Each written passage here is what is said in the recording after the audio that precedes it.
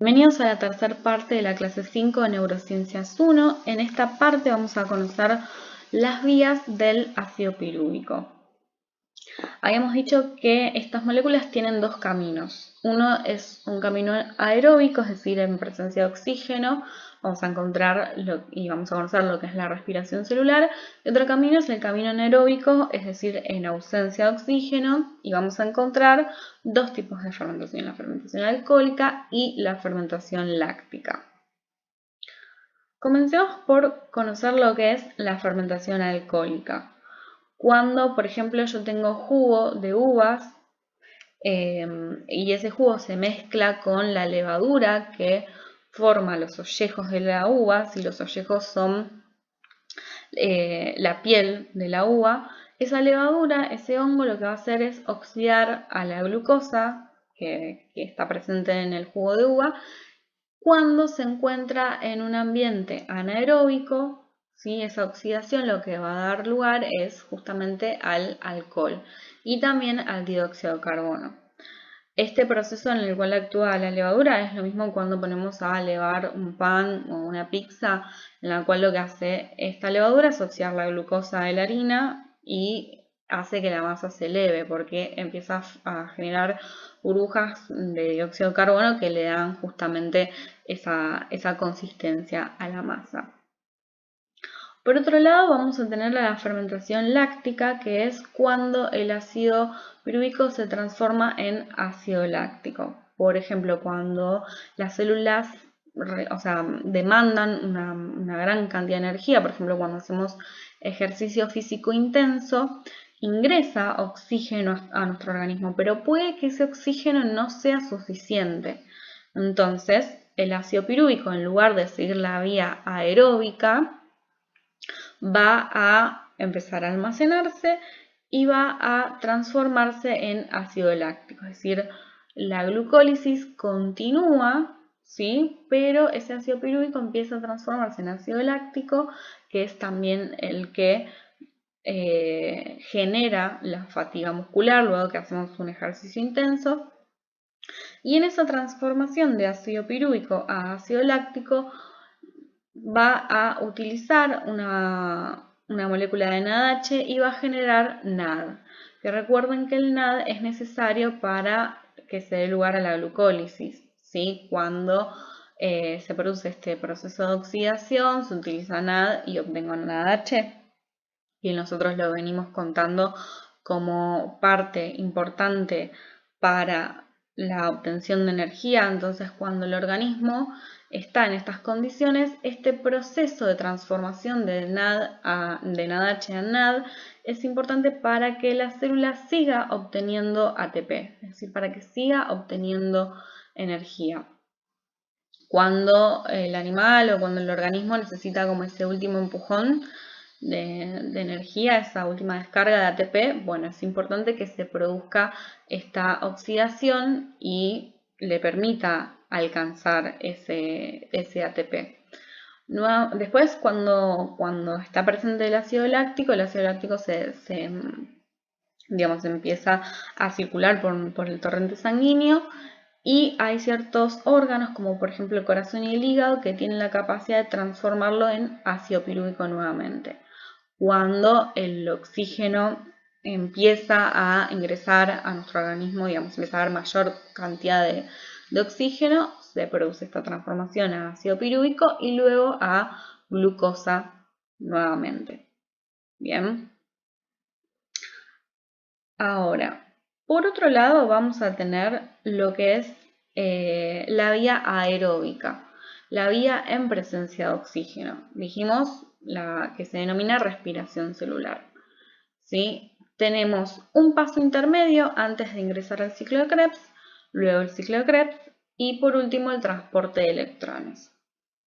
En el paso intermedio, recuerden que, antes que nada, una aclaración, la respiración celular se va a llevar a cabo en la mitocondria, a diferencia de la glucólisis que se lleva a cabo en el citosol.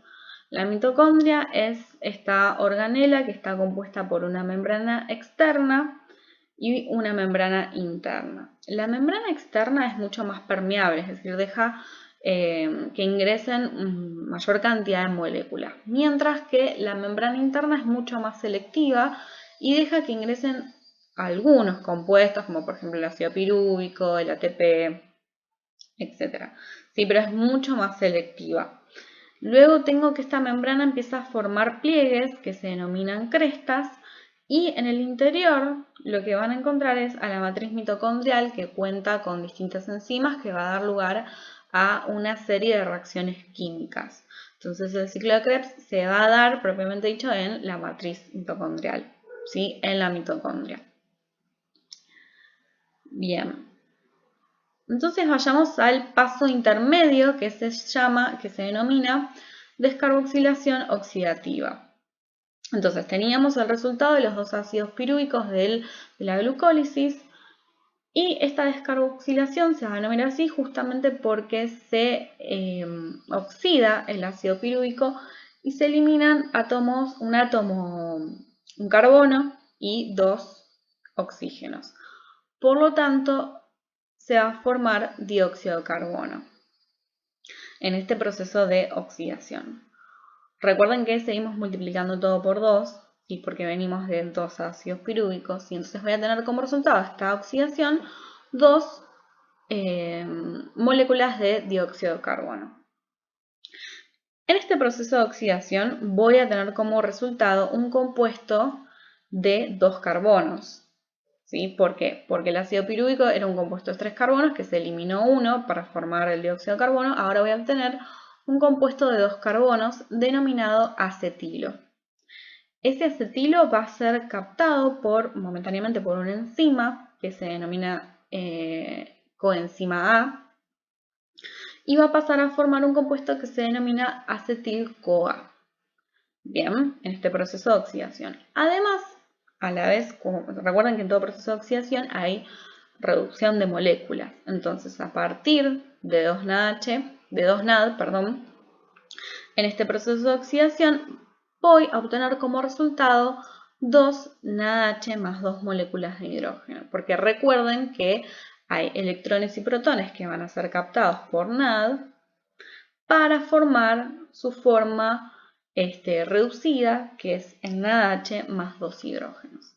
Entonces, ¿qué es lo que voy a obtener como resultado? Bueno, como resultado importante y central voy a obtener estas dos moléculas de acetil-CoA, que son el paso intermedio entre la glucólisis y el ciclo de Krebs. Además, 2 dióxidos de carbono y 2 moléculas de NADH más 2 hidrógenos, que provienen a partir de la reducción del NAD. Bien, entonces como resultado lo que vamos a tener es, recuerdan, vamos contando, de la glucólisis voy a obtener 2 ATP, ¿se acuerdan que habíamos hecho nuestra formulita? 2 ATP y 2 NADH. Como resultado de la formación del acetil-CoA, este paso intermedio, en cuanto a la obtención de energía, voy a obtener 2 NADH, más, por supuesto, el acetil-CoA y el dióxido de carbono. ¿Sí? Ahora, una vez que tengo el acetil-CoA, podemos ingresar a lo que conocemos como el ciclo de Krebs. El acetil-CoA, que es un compuesto de 2 carbonos, se va a unir al oxalacetato, que es un compuesto de 4 carbonos, formando citrato o ácido cítrico. ¿Sí? El ciclo de Krebs es el ciclo del ácido cítrico. Y este citrato va a sufrir una serie de oxidaciones, ¿sí?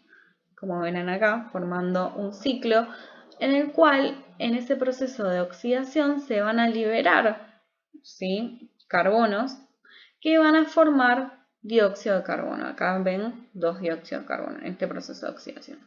También este proceso de oxidación va a ser útil para obtener energía. Recuerden que en presencia de oxígeno obtenemos mayor cantidad de energía, equivalente a 3 NADH, acá tienen 1, 2, 3, un ATP y un FADH2. Bien, entonces, en este proceso, en este ciclo, por una vuelta del ciclo de Krebs, lo que van a obtener es un ATP 3 NADH y un FADH2. Además de esas dos moléculas de dióxido de carbono. Bien, pero esto equivale a una vuelta. Como recuerden que tenemos 2 ácidos pirúvicos, 2 acetil-CoA, por lo tanto 2 vueltas de ciclo de Krebs. Entonces, ¿qué es lo que voy a obtener como resultado? Bueno, 2 ATP, 6 NAD, 6 NADH y 2 FADH2, más 4 moléculas de dióxido de carbono. Ahora bien, lo que tenemos es que la molécula de glucosa ya está completamente oxidada y fuimos hasta ahora acumulando, fuimos contando cuántos ATP, cuántos NADH y cuántos FADH2 la célula fue obteniendo. Ahora, lo que sucede es que vamos a pasar a este proceso que se denomina transporte de electrones, que va a estar compuesto por la cadena respiratoria y la fosforilación oxidativa. Y vamos a ver cómo es que la célula termina consiguiendo mayor cantidad de ATP a partir del NAD, ¿sí? O sea, del NADH y el FADH2. Porque si bien ya la glucosa está completamente oxidada, tanto el NADH como el FADH2 tienen electrones y esos electrones tienen una alta carga energética. Entonces la célula va a querer obtener al máximo, lo más que pueda, energía, ¿sí? Y vamos a ver cómo a través de esto vamos a obtener como resultado ATP. Entonces, esos electrones que forman el NADH y el FADH2 van a ir transportándose en lo que conocemos como una cadena de electrones, desde un nivel energético alto hacia un nivel energético bajo. Esos electrones van a ser transportados gracias a complejos multienzimáticos. Entonces pasamos a esta diapositiva. Acá van a ver los complejos multienzimáticos que se van a encargar de transportar electrones, ¿sí?, de un nivel energético alto a un nivel energético bajo. Bien, esa va a ser su función. Estos complejos multienzimáticos van a tener moléculas que se denominan citocromos y esos citocromos son los que se van a encargar de captar esos electrones. Bien, entonces eso es lo que denominamos cadena de electrones. Finalmente, los electrones son captados por el oxígeno, tanto electrones como protones, y van a pasar a formar agua. Bien. Eso con respecto a los electrones. También pueden observar que tenemos una gran cantidad de protones en el espacio intermembranoso. ¿Sí? Tenemos la membrana mitocondrial interna, la matriz mitocondrial en la cual se va a dar el ciclo de Krebs, ¿sí?, el espacio intermembranoso. De este lado tendríamos la membrana externa, ¿no? Y como ven, hay protones que se acumulan en este espacio intermembranoso.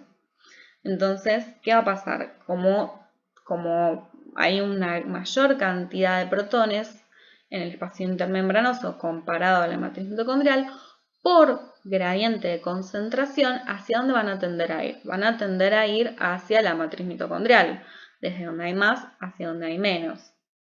También van a tender a ir desde donde hay más hacia donde hay menos porque por su carga, ¿sí? Porque hay porque ellos tienen carga positiva, los electrones tienen carga negativa, como los opuestos se atraen, también van a tender a querer ir hacia la matriz mitocondrial, a unirse con los electrones. Ahora, la idea es que estos protones se queden ahí, que no vayan hacia la matriz mitocondrial. Entonces, ¿cómo es que eso va a suceder? Bueno, lo que va a pasar es que los electrones, una vez que se unen a los citocromos, van a ir captando protones que están en la matriz mitocondrial, ¿sí? Entonces, se une el electrón, va a captar el protón y lo va a bombear hacia el espacio intermembranoso, ¿sí? Entonces, digamos que engaña al protón. El protón se siente atraído por el electrón, entonces lo que hace es ser bombeado hacia el espacio intermembranoso. Pero el electrón no es que se va para arriba, lo que va sucediendo es que va pasando de complejo en complejo. Entonces, tomo un electrón, el electrón atrae al protón y el protón engañado es bombeado hacia el espacio intermembranoso. A su vez, los electrones continúan con la cadena. Entonces, ¿qué es lo que empieza a suceder? Bueno, que se quedan justamente acumulados un montón de protones. ¿Sí? Y este proceso es un proceso en contra del gradiente de concentración, porque en lugar de ir a favor, está, digamos, pagando energía y está yendo y siendo bombeado, ¿sí?, hacia el espacio intermembranoso. Entonces se van a acumular un montón de protones y los protones van a volver hacia la matriz mitocondrial, ahora sí a favor del gradiente de concentración, a través de la ATP sintasa, que es un complejo también molecular, que lo que va a hacer es captar a esos protones y gracias a esa fuerza proton motriz que se empieza a generar, la ATP sintasa va a utilizar esa energía que, digamos, se produce cuando los protones ingresan justamente a la matriz mitocondrial, utilizar esa energía para fabricar ATP. Entonces, ¿qué es lo que voy a obtener? Que a partir de ADP, fosfato inorgánico, más la energía propia de esta fuerza protomotriz, la ATP sintasa va a fabricar ATP. Bien. Entonces, como resultado, voy a dar lugar a este proceso que se denomina fosforilación oxidativa. ¿Sí? Entonces, lo que tenemos es que los protones fueron bombeados hacia el espacio intermembranoso, ¿sí?, gracias a los electrones que se obtuvieron oxidando moléculas, esas moléculas de NADH y FADH2. Bueno, los protones se fueron acumulando y entonces volvieron a favor del gradiente de concentración a través de la ATP sintasa. Entonces se comenzó a sintetizar ATP añadiendo fosfato a un ADP gracias a esta energía producida justamente por el paso de los protones. Ahora sí, a favor del gradiente de concentración. Bien. Entonces, ese proceso se denomina fosforilación oxidativa. Fosforilación porque justamente estoy añadiendo este grupo fosfato y oxidativa porque se produce todo este mecanismo gracias a la oxidación de moléculas. Bien, ahora, ¿de qué me sirve todo esto? ¿Qué es lo que obtengo como resultado? Bueno, que gracias a la oxidación de una molécula de NADH, voy a obtener como resultado 3 moléculas de ATP. Y gracias a la oxidación por cada molécula de FADH2 voy a obtener como resultado 2 moléculas de ATP. Bien, entonces como resultado, acá teniendo en cuenta mi formulita, ¿se acuerdan que íbamos contando, bueno, cuántos NADH, cuántos FADH2 en cada proceso la célula iba adquiriendo? Bueno, lo que yo tengo que hacer ahora es comenzar a multiplicar. ¿Sí? Tengo 2 NADH que me equivalen a 3 ATP, bueno, multiplico 2 por 3, 6, más los 2 ATP, tengo 8 ATP del proceso de glucólisis. En la etapa intermedia, ¿se acuerdan que obteníamos 2 NADH? Bueno, lo multiplico por 3, 2 por 3, 6. En el ciclo de Krebs, ¿se acuerdan? Sí que 2 vueltas contamos, entonces 6 NADH por 3, 6 por 3, 18. El FAD me equivale a 2 ATP, 2 por 2, 4. Acá tengo 22 ATP más 2 ATP. En total voy a tener como resultado del ciclo de Krebs 24 ATP.